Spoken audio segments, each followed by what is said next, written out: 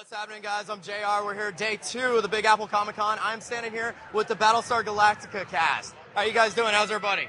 We're good. Thank you very much. You guys enjoying the con? Fan-frackin-tastic. Fan-frackin-tastic. I love that. Just so everybody knows, I want to go down the line. Can we just do who you are and your character that you played? Is that all right?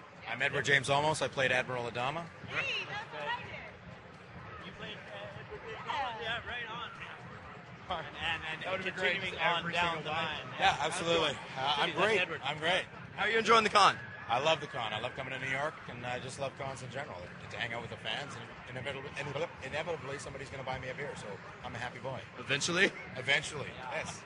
So you guys get a big turnout for the Battlestar row. Everybody in the celebrity row where they are, they're all almost, all 4 of you together, right? Yeah. And it's one after another. How are the fans? How are the fans like at the con? Same as fans on the streets, yelling, screaming, I really love your show, I just want to tell you you're my favorite character, and then they move to Reka and say you're my favorite character, and then they move to Luciana and say you were my favorite character. So they're liars is what they are. The fans are just a bunch of liars. They're high energy, happy liars. High energy, happy liars, yes. No, they're lovely people, and it's a real great thrill to come and be able to talk to people. So the viewers are already asking us questions. Apparently we do have some Battlestar fans here, and they want to know, do you guys have any stories, any hilarity from the set, maybe? Ask Aaron. He's got a story. Oh no, I don't have any reels. What's it like filming in Canada as opposed to LA, where We're all Canadian, man. We're all Canadian. We love it. The reason I like shooting in Canada because I get to live at home and go to work. And it makes it a little easier. Makes it a little bit easier. There's really not much difference between shooting. If the crew's invested in the show, then it's going to be a great show. And if the crew's not, then it's just a miserable place to go to work. Whether you're in LA, New York, Chicago, Toronto, Vancouver, it doesn't matter. Exactly. Is it intimidating at all when you're first starting to get handed a sci-fi? Does that make you nervous in the least? No, not at all. With you? Just any other job for you? Not just any other job, but you don't. When you get offered a job, I don't think you wonder whether it's a sci-fi or not, whether you should take it or whatever. If that's what you're asking. No. Well, is it going to be harder to shoot because you're on a set, you're on a ship this entire time?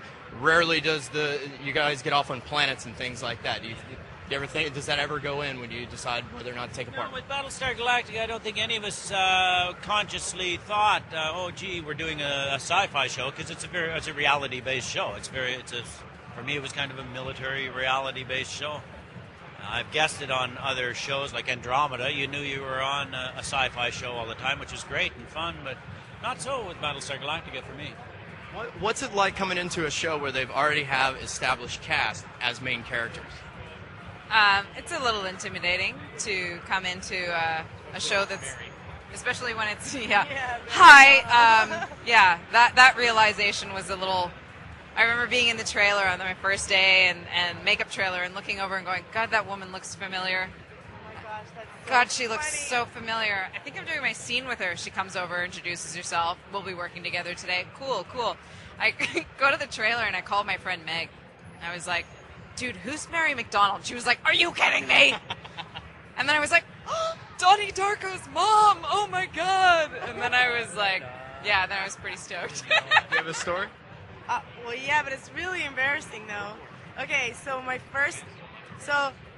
they don't like embarrassing stories? Okay, so, oh my God, I can't even believe I'm going to say this. Okay, so anyways, they cast me for this 5-liner, and this guy from LA calls me, and he's like, hi, I'm cast as Hot Dog. Do you want to run lines? And it was like 3 days before, and I'm like, for 4 lines, 5 lines? He wants to run lines? I'm like, okay, sure. So I met him, at a little cafe, and we practiced our lines. I had no idea who he was, right? And he said, did you see the pilot? And I said, no. He goes, you didn't see the pilot? You should watch it. So we went to go watch it. And he goes, my dad is the admiral. And I said, oh, for real? I didn't even know what that meant. And he's like, yeah, my dad's the admiral. And I said, who's your dad? He goes, Edward James Olmos. And I'm like, who's that? And then he goes, he was so serious, like his face went into shock. And then he was like, do you know who Tom Cruise is? And I said, yeah. He goes, well, he's as famous as Tom Cruise. And I was So then we went to go watch the pilot, and I still didn't know who he was, right? So then the pilot, Admiral, comes across the screen, and I'm like, who's that guy? He goes, that's my dad. Wow. So embarrassing. I hope Eddie never hears. You're absolutely right. You should not have told that story. That's probably the worst story I've ever heard. Wow, it's a good thing you're cute, though. So, Holy moly. so going from a miniseries to a full blown-out show, what's that like? Is there an anticipation of, are we going to get picked up? I mean, what we just did has to get picked up. What's going through your mind during that waiting period? It's a good question for you. What? I didn't hear that. When a show starts off as a mini-series and it goes into a major show, what's the anticipation period on that? What's it like? What we just did has to get picked up. Oh my God, are we going to get picked up? What's going through your mind?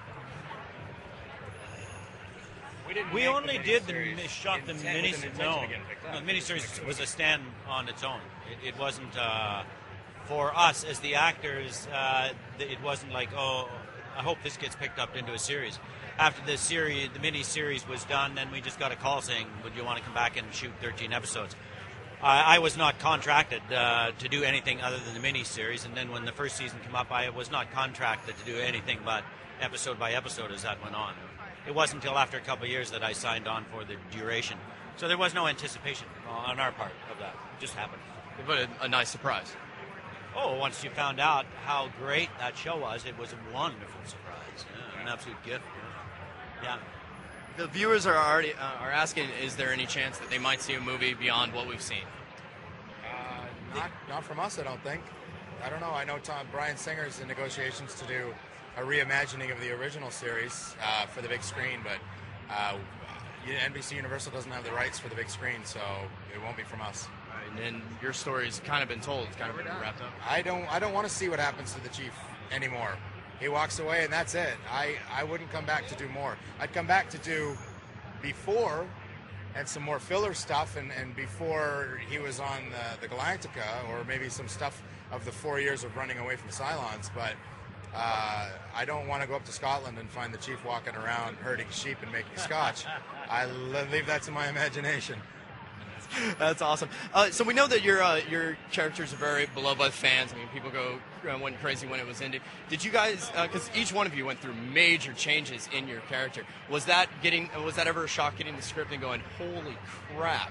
Was there ever one of those? Every time you got a new script and turned pages, it was, oh my God, oh wow, I can't believe this.